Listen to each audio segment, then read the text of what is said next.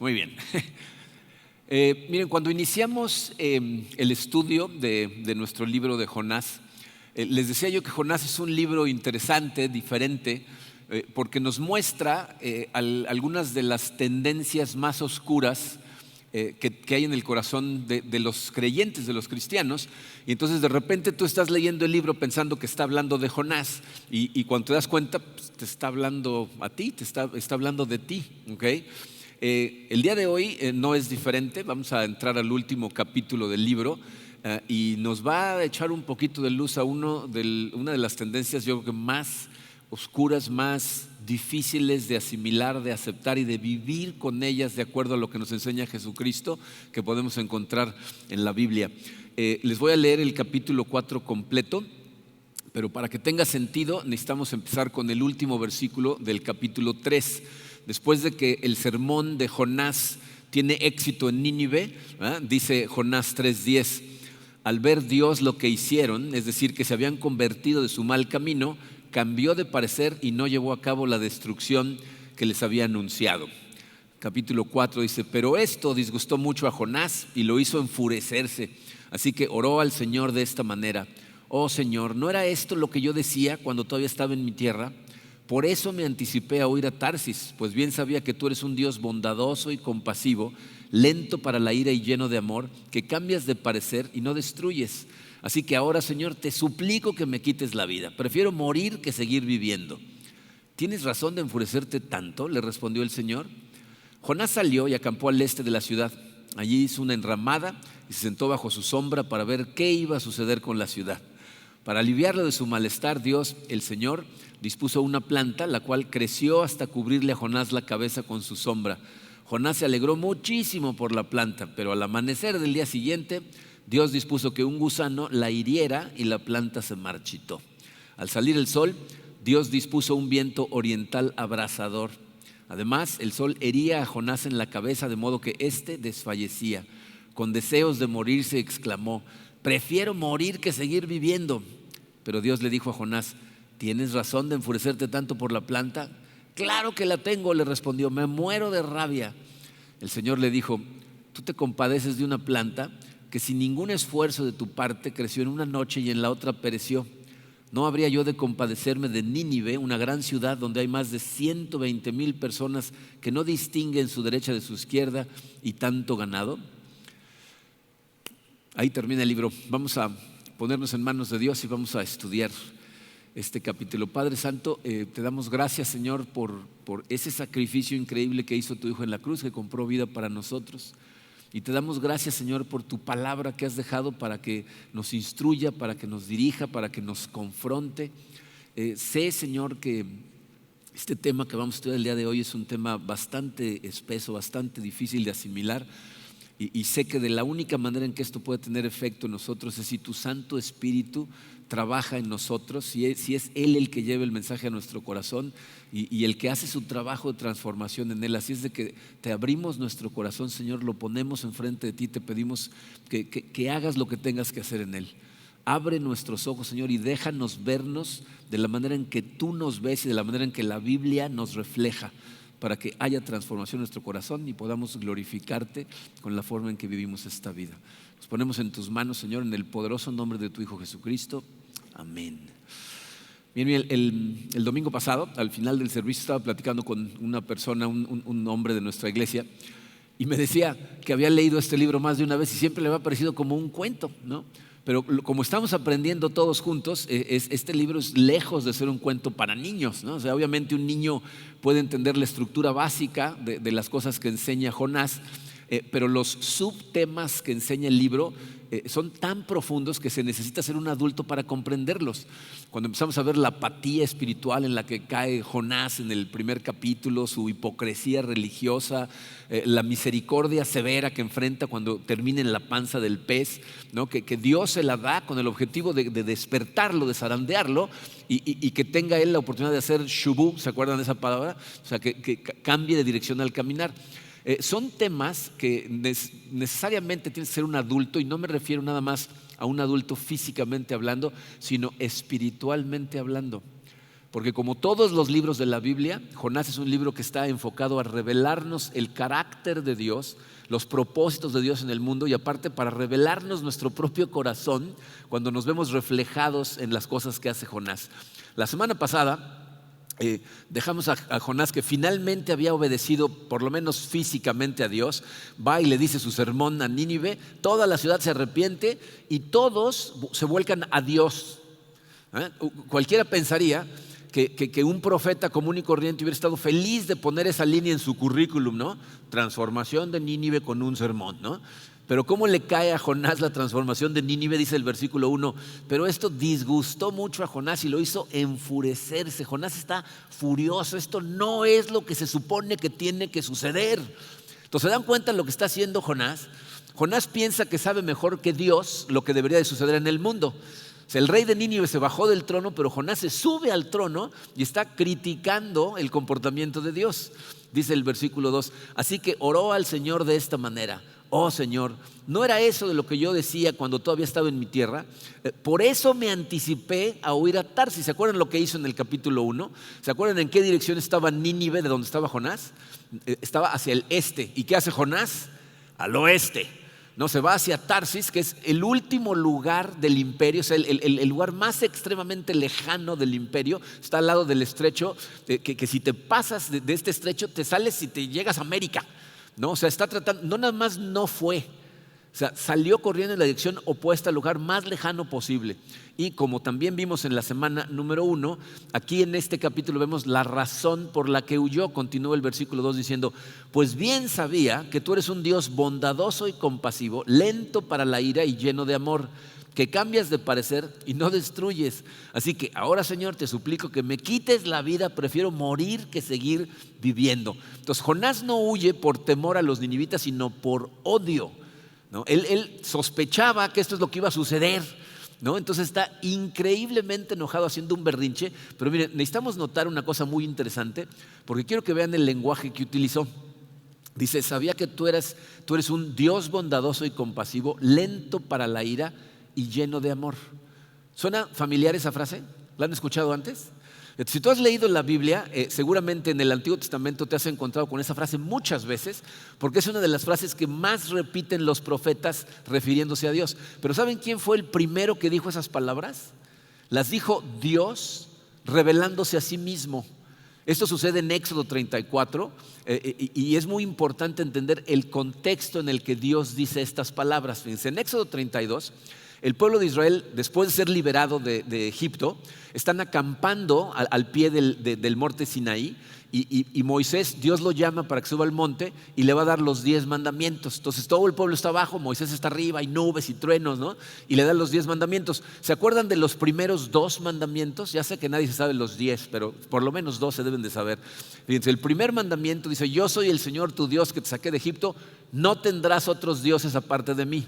Y el segundo mandamiento le dice: no hagas figuras, no hagas ídolos que me representen de nada en la creación, ni de aves, ni de peces, ni de animales, ni de nada. Lo que está diciendo es: Dios no es un objeto dentro de la creación que puedes representar con un ídolo. Y si empiezas a hacerte figuras, al rato vas a poner tu atención en las cosas equivocadas, que es lo que le pasa a muchas religiones, que se hacen figuras y al rato están adorando a la figura en lugar de a Dios, ¿ok? Entonces Moisés está arriba recibiendo estas instrucciones, pero ¿qué está pasando abajo? ¿Se acuerdan? O sea, la gente se empieza a cansar de que Moisés se está tardando. Dicen: este Moisés que nos sacó de Egipto, ¿quién sabe qué le habrá pasado? ¿Qué hacemos? Ya sé, vamos a hacer un ídolo, ¿no? Y entonces le dan baje a todas las mujeres con sus aretes y sus anillos y se hacen un becerro de oro para adorarlo como si fuera Yahweh. Y entonces Dios, que está arriba con Moisés, empieza a ponerse furioso y dice: esta gente ya empezó a hacer tonterías, todavía ni empezamos y ya están haciendo las cosas mal. Ya sé, vamos a destruirlos, le dice a Moisés, los voy a destruir totalmente y vamos a empezar de cero. Pero Moisés intercede por la gente y entonces Dios no nada más los perdona, renueva el pacto con Moisés para con la gente. Y entonces Moisés le dice: revélate ante mí, déjame ver quién eres, déjame ver cómo eres. Y Entonces Dios se revela ante Moisés y luego se expresa de sí mismo diciendo esas palabras. Están en Éxodo 34, versículo 6. Acuérdense, cuando vemos la palabra Señor con S mayúscula, lo que dicen en hebreo es Yahweh. Entonces dice Yahweh, Yahweh, Dios clemente y compasivo, lento para la ira y grande en amor y fidelidad. O sea, en otras palabras, dice, lo que está sucediendo ahí es que Israel no fue destruido, continúa existiendo como el pueblo de Dios gracias a que Dios es ese tipo de Dios, un Dios que es clemente y compasivo, lento para la ira y grande en el amor. Y lo que Jonás está haciendo en el capítulo 4 es tomar esas palabras de Dios y echárselas en cara en forma de reclamo. Está diciendo, sí, tú eres un Dios clemente, ya te conocemos desde el principio, siempre andas haciendo estas cosas, ¿no? Y la ironía aquí con Jonás es que Jonás mismo no existiría si Dios no fuera este tipo de Dios. Pero está tan enojado Jonás que está actuando de forma totalmente irracional. Decía el filósofo Horacio que la ira es una locura breve, ¿no? Está actuando como loco, siempre haces esas cosas, perdonando a los que no lo merecen. El que tiene la culpa de todo lo que está pasando eres tú. Eso es lo que le está diciendo Jonás. Entonces lo que el autor está tratando de lograr es que tú leas esto y digas, pero ¿cómo puede actuar así? O sea, ¿cómo se puede enojar con Dios porque le da gracia a ciertas personas? Sin embargo, miren, lo que este capítulo está exponiendo es verdaderamente una de las características más oscuras que se pueden dar en el corazón de la gente y en general, pero en particular de los cristianos. Muchos cristianos, lejos de conformarse al carácter de Jesucristo, lo critican por su gracia, tal y como Jonás lo está haciendo aquí. Entonces, si se fijan, lo que estamos viendo esta semana es como el otro lado de la moneda de lo que vimos la semana pasada. La semana pasada vimos que nos gusta la justicia cuando se trata de otras personas. Cuando alguien se porta mal, justicia para ese individuo, pero cuando se trata de mí, no, entonces misericordia, ¿no? Y en esta semana lo que estamos viendo es que nos gusta mucho cuando Dios es paciente con nosotros, nos confronta, nos da oportunidad de hacer shubú y entonces encontramos su gracia. Pero si esa gracia se la ofrece a nuestros enemigos, entonces ya no nos gusta. Entonces digo, espérate tantito. ¿Cómo gracia para ellos? ¿Qué no sabes lo que me hicieron? ¿No sabes cómo me han tratado? Y si eso te está pasando a ti, en este momento te ha pasado o en algún momento lo enfrentas, estoy convencido que Dios te trajo aquí el día de hoy para que pusieras especial atención en este capítulo. Ahorita vamos a regresar a hablar de este tema, pero antes vamos a ver lo que Dios trata de hacer para ayudarle a Jonás a abrir los ojos y entender la gracia de Dios de una manera diferente. Se va a hacer 3 intentos de hacer recapacitar a Jonás. El primero lo vemos en el versículo 4. Le dice, ¿tienes razón de enfurecerte tanto? Le respondió el Señor. O sea, le dice Jonás, ¿estás furioso porque perdoné a Nínive? ¿Crees que estás en lo correcto? ¿Y qué le contesta Jonás? Nada. Simplemente fíjense lo que dice el versículo 5. Jonás salió y acampó al este de la ciudad. Allí hizo una enramada y se sentó bajo su sombra para ver qué iba a suceder con la ciudad, ¿no? Hay 2 posibilidades de por qué está actuando Jonás de esta manera. La primera es que simplemente está ignorando a Dios, ¿no? O sea, no se digna ni contestarle la pregunta, que no sería la primera vez, es lo que hizo en el capítulo 1, ¿no? Pero fíjense, esto puede que nos confronte a algunos de nosotros con lo que está pasando ahí. Porque Dios está tratando de tener una conversación con Jonás acerca del pecado que está cometiendo y Jonás le dice, no quiero hablar de eso. ¿Te ha pasado?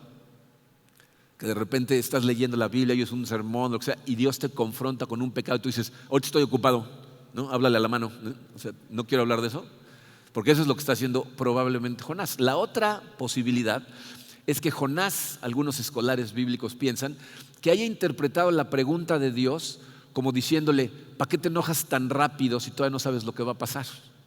¿No? Entonces Jonás interpreta eso a su manera, sale de la ciudad, se hace su techito y está sentado para ver qué va a pasar. Pero ¿qué está esperando Jonás? ¿Qué está esperando que pase? Destrucción, ¿no? Que algo caiga en rayos del cielo, lo que sea, y destruya, ¿no?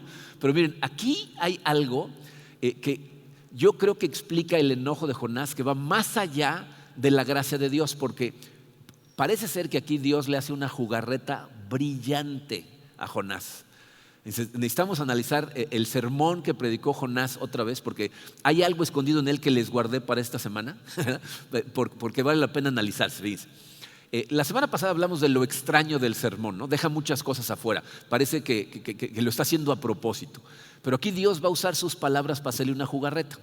El sermón, si recuerdan, decía, en 40 días Nínive será arrasada. En algunas versiones, en lugar de decir arrasada, dice derrocada, en otras dice destruida. La palabra en hebreo que utiliza ahí Jonás es japak. ¿Okay? En 40 días Nínive será japak. La palabra japak es como muchas palabras en español que tienen un significado básico, pero dependiendo del contexto en el que las usas, significan cosas diferentes. Por ejemplo, piensa en la palabra destrozar. Si yo te digo, destrocé mi coche, ¿qué te viene a la cabeza? Tuvo un accidente, chocó su coche, lo hizo pedazos, ya no tiene coche, ¿no? Destrozó su coche. Pero si te digo, ayer estaba viendo el Mundial de Atletismo y destrozaron el récord mundial de 100 metros planos, ¿qué te estoy diciendo? Ya no es algo negativo, ¿no? Bueno, excepto para Usain Bolt, ¿no? Pero para todos los demás sería algo positivo porque ya rompieron el récord de 100 metros planos, o sea, fue algo positivo. ¿Okay? Bueno, con japak sucede lo mismo. Tiene un significado básico que es voltear algo. Piensen en hot cakes. Pones tus hot cakes y luego tienes que japak, ¿no? Los tienes que voltear. Ese significado lo vemos muy clarito en el libro del profeta Oseas, en el capítulo 7, versículo 8, dice: Efraín se mezcla con las naciones. Efraín es como una torta no japak, una torta no volteada. O sea, está diciendo es una torta medio cocida, se quemó de abajo, pero de arriba quedó cruda, entonces está arruinada, es lo que está diciendo ahí Oseas. ¿Okay? Entonces, literalmente, no volteada. Pero vemos una manera más directa de utilizar esa palabra en forma negativa en Lamentaciones. En Lamentaciones 4:6 dice: más grande que los pecados de Sodoma es la iniquidad de Jerusalén. Fue japak, fue derribada en un instante y nadie le tendió la mano. Aquí tiene una connotación negativa en donde está diciendo Jerusalén estaba bien y de pronto fue volteada, japak, en forma negativa en un instante, fue derribada, fue derrocada. ¿Okay? Pero esta palabra también puede ser utilizada para hablar de algo que cambia de estar mal a estar bien.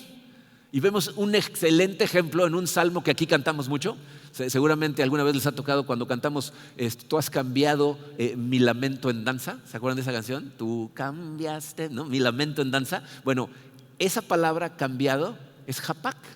Entonces lo que dice el salmo es: tú has japak mi lamento en danza, has desatado mi ropa de luto y me has ceñido de alegría. O sea, estaba yo mal, estaba de luto, ¿no? Estaba deprimido y ahora estoy feliz, estoy danzando. Fue algo que estaba mal y ahora está bien.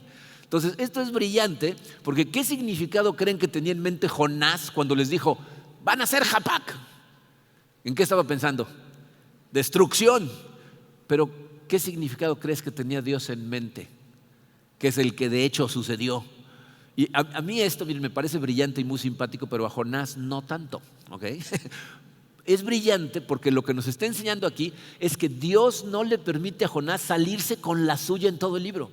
Jonás trata de salirse con la suya más de una vez. ¿No? En el capítulo 1 le dice ve a Nínive, y lo que hace es salir corriendo en la dirección opuesta, pensando que se va a escapar de Dios yéndose lo más lejos posible. ¿Y qué hace Dios? Tormenta, gran pez, ¿no? Se lo traga, lo escupe, o sea, lo regresa, no lo deja salirse con la suya. Y aquí, en esta parte, en el capítulo 4, Jonás está saboteando proféticamente a Nínive, diciéndoles la menos información posible, pero tampoco le funciona, como que Dios usa sus mismas palabras contra él. O sea, los amenazaste con japak, le dice, bien, japak, pero de forma positiva. Por eso Jonás está furioso con Dios, porque una vez más, este es un ejemplo de cómo Jonás tiene intenciones de hacerle daño a Nínive, pero Dios lo utiliza para causar el arrepentimiento y encontrar gracia. ¿Okay? Entonces, está Jonás sentado afuera, a lo mejor dispuesto a esperarse los 40 días. Dios trata de confrontarlo diciéndole, ¿puedes estar tan enojado por esto? Ni le contesta, y entonces va a utilizar otra táctica. Esta es la táctica de la plantita, ¿no? Entonces, versículo 6 dice: para aliviarlo de su malestar, Dios el Señor dispuso una planta, la cual creció hasta cubrirle a Jonás la cabeza con su sombra. Jonás se alegró muchísimo por la planta, pero al amanecer del día siguiente Dios dispuso que un gusano la hiriera y la planta se marchitó. Al salir el sol, Dios dispuso un viento oriental abrasador. Además, el sol hería a Jonás en la cabeza, de modo que éste desfallecía, y con deseos de morir se exclamó: prefiero morir que seguir viviendo. O sea, Dios provee una planta que, por cierto, no dice qué tipo de planta es. He encontrado, ahora que estuve estudiando este libro, discusiones acerca del tipo de planta. La gente se involucra en pérdidas de tiempo, porque esto es irrelevante. Pero bueno, es una planta lo suficientemente frondosa como para darle sombra. Y entonces, ¿cómo está Jonás? Muy feliz, o sea, la palabra es extremadamente feliz. Pero al otro día Dios dispone del gusanito, se marchita la planta, el sol le está quemando y ahora está furioso y se quiere morir. ¿Pueden ver lo cómico de la imagen? O sea, sale la planta y se muere la planta, me quiero morir. Miren, ¿saben qué imagen me da a mí esto? Me da la imagen que a veces vemos en el súper con mamás con niños chiquitos que no lo saben educar. Miren, hay una cosa que hay que reconocer. Las cajas en los súpers están diseñadas para hacerle la vida de cuadrícula chica a los papás, ¿no? O sea, a propósito. De un lado revistas con mujeres con poca ropa y del otro lado dulces. Entonces, pues tú tratas de que el niño vea los dulces, ¿no? Ni modo que para distraerlo de los dulces, mira la chava, ¿no? O sea, y entonces el niño ve los dulces y quiero un dulce, ¿no? Y la mamá le dice, no. Ten, ¿no? Mala educación, ¿eh? Ahí habría que hacer otra cosa, pero este no es un sermón para papás. Entonces, pero le dan el dulce y entonces el niño feliz. Necesitamos pagarlo primero, dámelo. ¿No? Ese es Jonás. O sea, se está portando como niño chiquito, colapso total. Le dan la planta feliz, le quitan la planta, se quiere morir. O sea, está haciendo un berrinche. Pero aquí la pregunta, miren, es ¿qué es lo que está tratando de hacer Dios mostrándonos estas cosas? O sea, Dios lo va a confrontar otra vez. Le va a repetir la misma pregunta, pero ahora le va a añadir 3 palabras. Dice el versículo 9, dice, pero Dios le dijo a Jonás, ¿tienes razón de enfurecerte tanto por la planta? O sea, lo que Dios le está diciendo es, ya te traté de hacer razonar con una pregunta, no hay razón para que te enojes tanto, pero ni siquiera me respondiste. Entonces usaremos el truco de la plantita. Jonás, ¿tú crees que es justificable que te tires al piso y hagas un berrinche y te quieras morir por la planta? Esa pregunta debería haber sacudido a Jonás, pero fíjense lo que le responde. Claro que la tengo, le respondió, me muero de rabia. O sea, Jonás está actuando de una manera totalmente irracional, pero ¿saben qué es maravilloso? Dios no se rinde, sigue persiguiendo el corazón de Jonás. ¿Por qué? Porque es un Dios de amor, lento para la ira, ¿no? Lleno de compasión por Jonás, por su gente, aun cuando se comportan de forma irracional. Entonces fíjense lo que le dice en el versículo 10. El Señor le dijo, tú te compadeces de una planta que sin ningún esfuerzo de tu parte creció en una noche y en la otra pereció. O sea, lo que le está diciendo es, ¿crees, Jonás, que puedes clamar aquí que tienes una atadura emocional con una planta por la que tú no hiciste nada? Tú no la regaste, no la sembraste, vivió un día y tú crees que puedes tener esa atadura emocional tan profunda. Y Jonás le dice, sí. Y entonces Dios inteligente le dice, ok, vamos a suponer que tus emociones por esta planta son legítimas. ¿No podría yo tener las mismas emociones por cosas bastante más significativas que una mugrosa planta? Que es lo que le dice en el versículo 11. ¿No habría yo de compadecerme de Nínive, una gran ciudad donde hay más de 120,000 personas que no distinguen su derecha de su izquierda y tanto ganado? Y ahí termina el libro. Vamos a orar. No es cierto. No, mira, a mucha gente le sorprende el final del libro, porque ahí termina el libro. Son las últimas palabras del libro, pero es un final brillante. Miren, en esta última táctica, Dios nota que Jonás tiene una conexión emocional por algo que no es él. Es la primera vez en el libro que Jonás está interesado en algo que no sea él mismo. Y como que Dios dice, ok, vamos a trabajar con eso. Jonás, que está claro que tú realmente sientes mucha emoción por esta planta. Por el momento no vamos a dudar de lo legítimo de tus emociones, pero puedes ver por qué yo tengo una conexión emocional con algo mucho mayor, 120,000 personas que cargan con mi imagen y que aparte ni siquiera distinguen entre la derecha y la izquierda. Y lo que le está diciendo ahí simplemente es, esta gente está tan mal que no pueden tomar decisiones correctas. Van a la derecha cuando deben ir a la izquierda, van a la izquierda cuando tienen que ir a la derecha.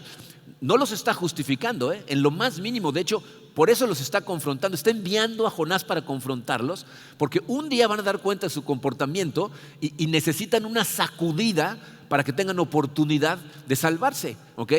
Pero a Jonás lo que está tratando de hacerle entender es, ¿no puedes ver lo que estoy tratando de hacer por estas almas perdidas y sus animales? Y ahí termina el libro.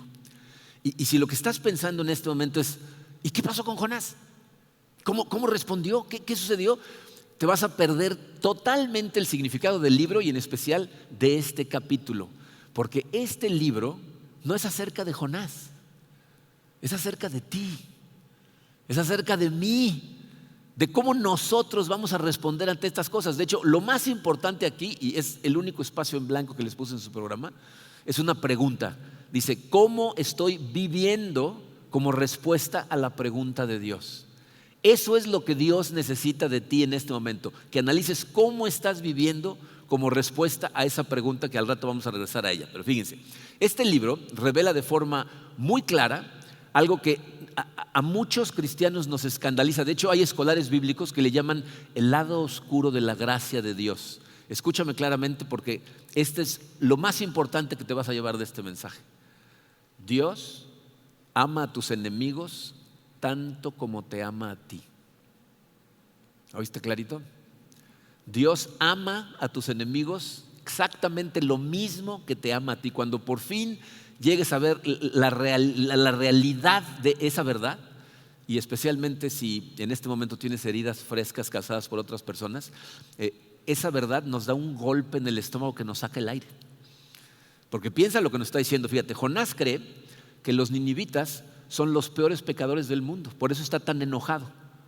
Pero en este libro, dime, ¿quién es la persona con el corazón más endurecido?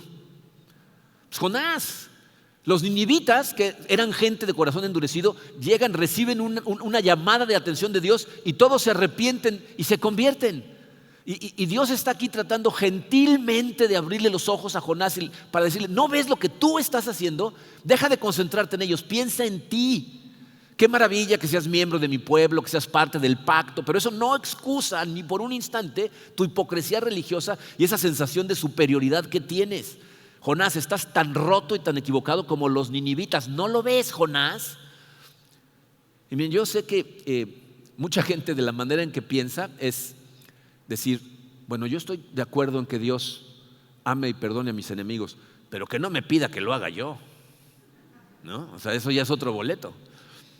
Y la verdad, miren, la pregunta aquí es, ¿cómo nos comportaríamos nosotros si enfrentáramos una situación tan profunda como la que está enfrentando Jonás? Porque te sorprendería lo que hay en el corazón de un montón de cristianos. Fíjense, quiero que conozcan la historia de una persona. Este señor que va a salir en la pantalla se llamó Gordon Wilson. Estoy seguro que nunca han oído hablar de Gordon Wilson, pero Gordon Wilson es un ícono en el norte de Irlanda. Él vivía en un pueblito que se llamaba Enniskillen, todavía está ahí el pueblito. Y en 1987, los que tenemos la edad para recordar estas cosas, si se acuerdan al final de los 80s, lo que estaba pasando en Irlanda fue uno de los momentos más intensos en el conflicto entre los cristianos y los protestantes cuando Irlanda del Norte estaba tratando de independizarse del Reino Unido. Había un ejército guerrillero de resistencia que se llamaba el IRA, por sus siglas en inglés, ¿no? Armada Republicana Irlandesa, que estaban luchando con guerra de guerrillas, poniendo bombas por todos lados, a escondidas para tratar de independizarse. Gordon ya falleció, era un cristiano, verdaderamente seguidor de Cristo, y entonces él no apoyaba a la Armada Republicana ni apoyaba sus métodos, ¿okay? Enniskillen tiene un zócalo en el centro del pueblo. Gordon tenía una tienda de cortinas muy cerca y en ese zócalo celebraban cada año una celebración que tienen los ingleses que celebran a los caídos en las dos guerras mundiales. Se llama Remembrance Day, ¿okay? Ahí tienen una estatua al soldado caído. De hecho, por ahí tenemos una foto. Fíjense, ahí está la estatua con el soldado. Si ven la parte de abajo, dice a los caídos en los años de las guerras, y ahí estaban celebrando Remembrance Day. Y ahí estaba Gordon Wilson con su familia celebrando, pero lo que no sabían es que la gente de la Armada habían puesto bombas en los edificios alrededor, y en medio de la celebración ¡buah!, explotaron las bombas. Los edificios se cayeron y cayeron encima de la gente, ¿no? Hubo un montón de muertos y Gordon y su hija quedaron atrapados abajo de una pared por horas. y aunque estaban mal heridos, estaban conscientes, y después de muchas horas de estar ahí atrapados, los rescataron, los llevaron al hospital, pero esa noche su hija en el hospital falleció. Ella no sobrevivió la noche. 2 días después de esto, la BBC de Londres, el canal de noticias inglés, fueron al hospital para entrevistar a los sobrevivientes, y a uno de los que entrevistaron fue a Gordon Wilson. William Ury, que es el reportero que después escribió el reportaje acerca de las entrevistas, escribió una pieza que se hizo viral, o sea, lo reimprimieron en periódicos en todos los países del mundo porque fue algo impactante. Se las voy a leer y va a pasar en la pantalla para que la lean conmigo. Dice así su reportaje: nadie que escuchó a Gordon Wilson olvidará jamás lo que dijo en esa entrevista. Su gracia se elevó por encima de la miserable justificación de los bombarderos. Hablando desde su cama en el hospital, Wilson describió la última conversación con su hija. Ella apretó mi mano lo más fuerte que pudo y me dijo: papi, te quiero mucho, mucho. Esas fueron sus palabras exactas y las últimas que la escuché decir. Dice, para sorpresa de todos los que escuchaban, Wilson añadió: pero no guardaré rencor ni les tengo mala voluntad. Palabras llenas de amargura no regresarán a mi hija a la vida. Oraré esta noche y todas las noches por los hombres que hicieron esto, pidiendo a Dios que los perdone. Ningunas palabras en más de 25 años de violencia en el norte de Irlanda han tenido tan poderoso y emocional impacto. Miren, la historia, ni siquiera el punto que quiero hacer, termina ahí.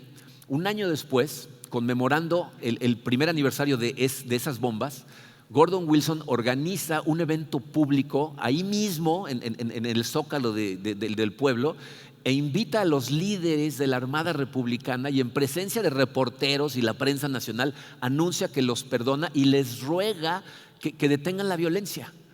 Gordon Wilson se convierte en un catalizador, ¿verdad?, que logra que el norte de Irlanda se haga independiente sin violencia del Reino Unido.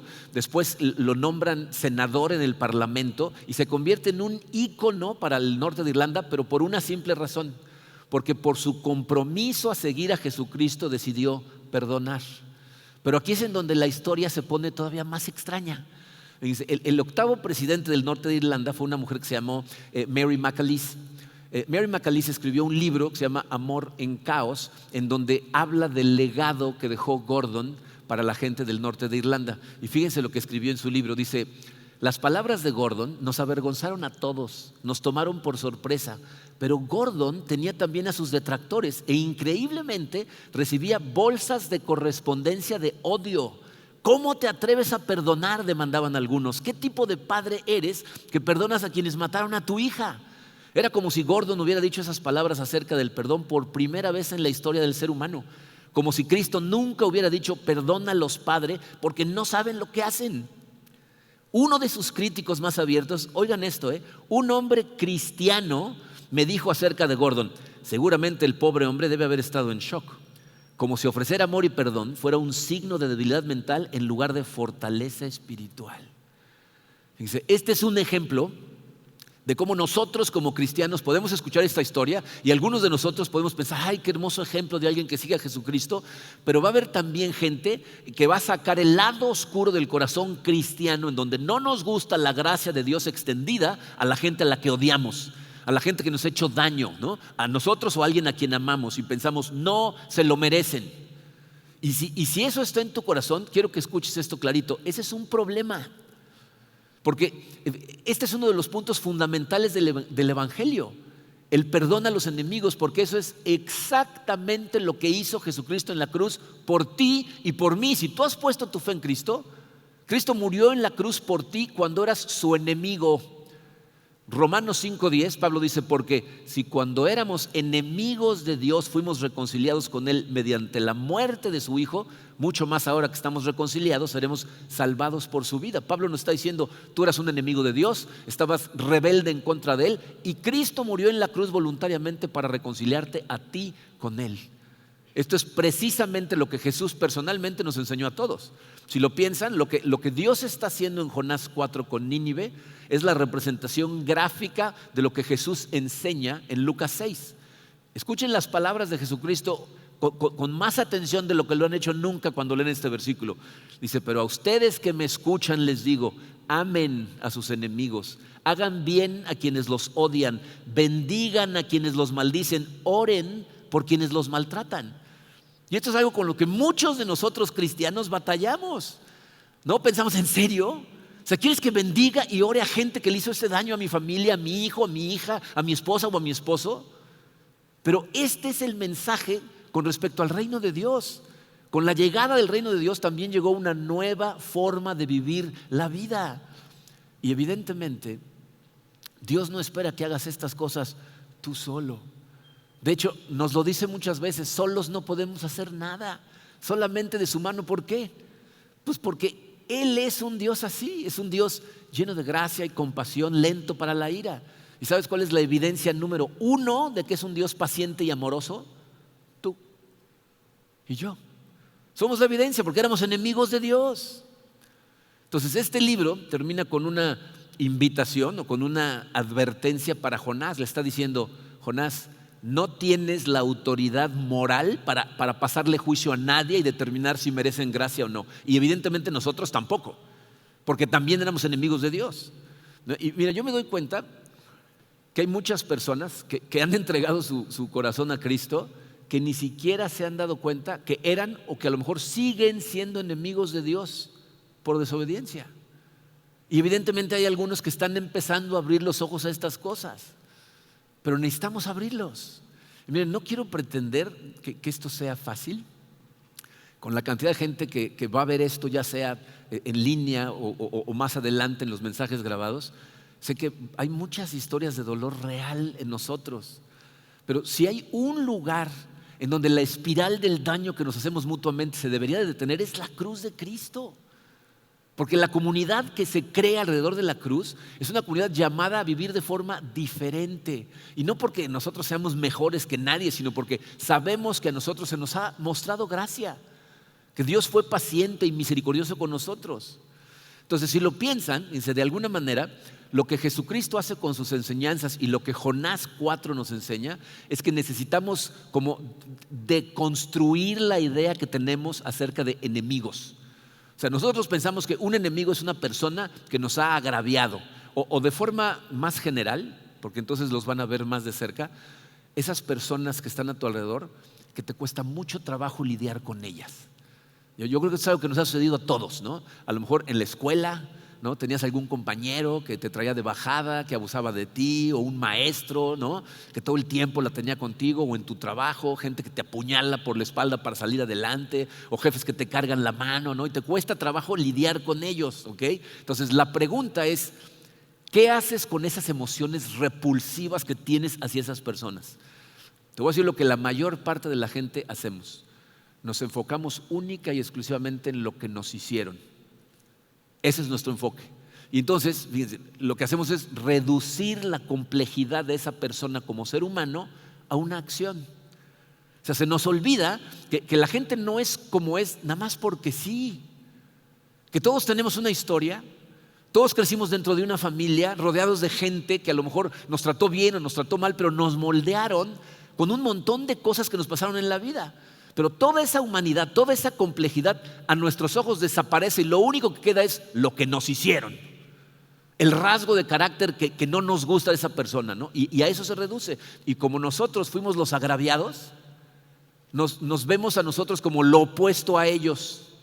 Ellos son los malos y evidentemente pues yo soy el bueno, ¿no? Así es como sucede el capítulo 4 de Jonás.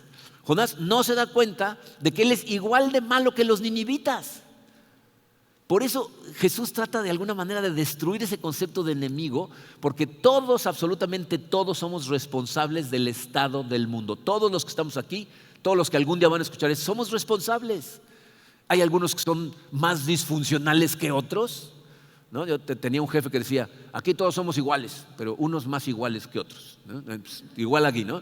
Aquí todos somos disfuncionales. Hay algunos que son más disfuncionales que otros o disfuncionales de diferente manera. Pero el bien y el mal se encuentra dentro de todos. Y este es el punto de la cruz, porque ahí es en donde el terreno se nivela. Porque todos recibimos gracia y misericordia y nadie, ni uno solo de nosotros puede juzgar a otro. El único que puede juzgar es Dios.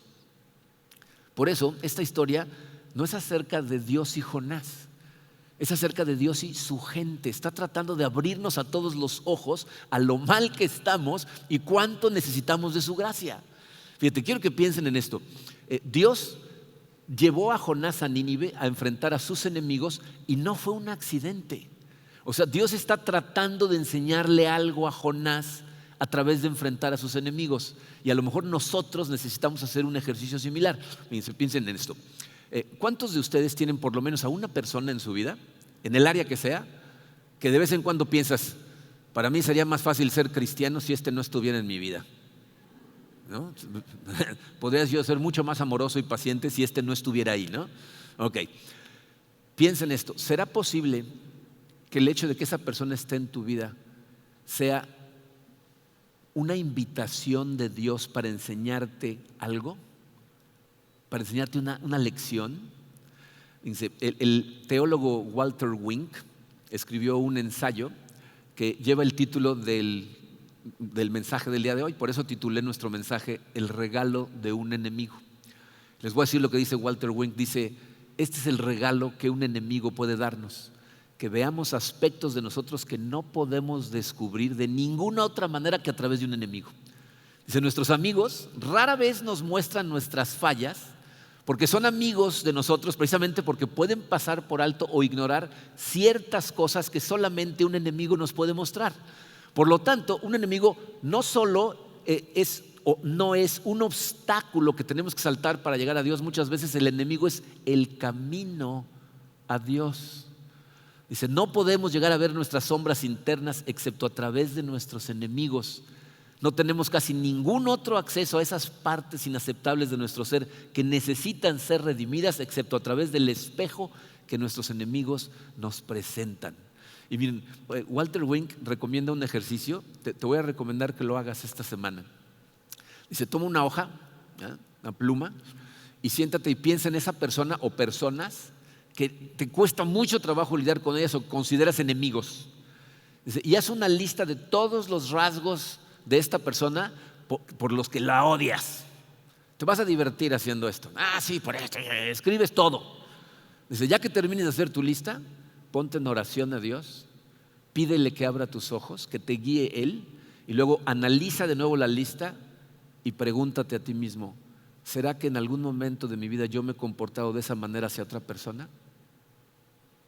Y lo que vas a descubrir es la humanidad que tienes en común con esa persona.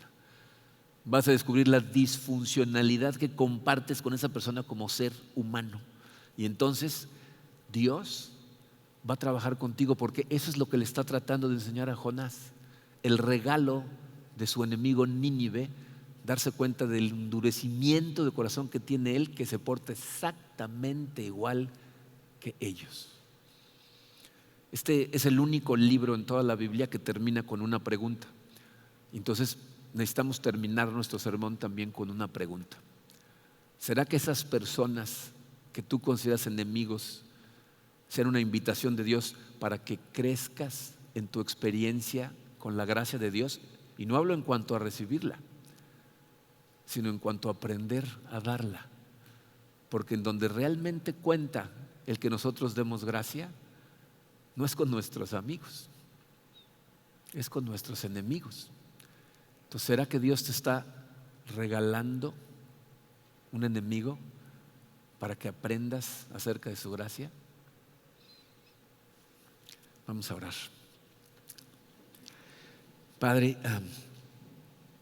Señor, te damos tantas gracias por haber tenido el amor suficiente para dejarnos libros de la Biblia como este. Creo que el estudio de este libro de Jonás, Señor, nos ha abierto los ojos a cosas que de otra manera no hubiéramos visto. Ayúdanos a todos, Señor, a ser conscientes cuando lo que estamos haciendo es huir de la vida maravillosa que tienes planeada para nosotros por estarte desobedeciendo. Ayúdanos a ver si es que a lo mejor hemos caído en una apatía espiritual, en donde ya no nos damos cuenta del daño que nos estamos haciendo a nosotros y del daño que le estamos haciendo a la gente a nuestro alrededor, Padre. Ayúdanos a identificar cuando las cosas que enfrentamos sean misericordias severas, que vienen de ti precisamente para confrontarnos, para darnos un empujón a reflexionar en la manera que estamos viviendo la vida. Y te damos gracias, Señor, porque sabemos que es por amor que tú nos confrontas con tu juicio, para darnos tiempo de arrepentirnos y entonces experimentar tu gracia. Pero no permita, Señor, por ningún motivo, que nosotros detengamos el camino de tu gracia nada más en nuestro corazón, sino que aprendamos de ti, el que nos diste esa gracia cuando no la merecíamos, y empecemos a ver a toda la gente a nuestro alrededor, Señor, a todos, como criaturas tuyas, portadores de tu imagen, que merecen paciencia, amor, gracia. Ayúdanos a no ver en la gente a nuestro alrededor a un enemigo, sino a perdonar y amar como tú lo hiciste con nosotros. Te pedimos todas estas cosas, Señor, en el poderoso nombre de tu Hijo Jesucristo. Amén.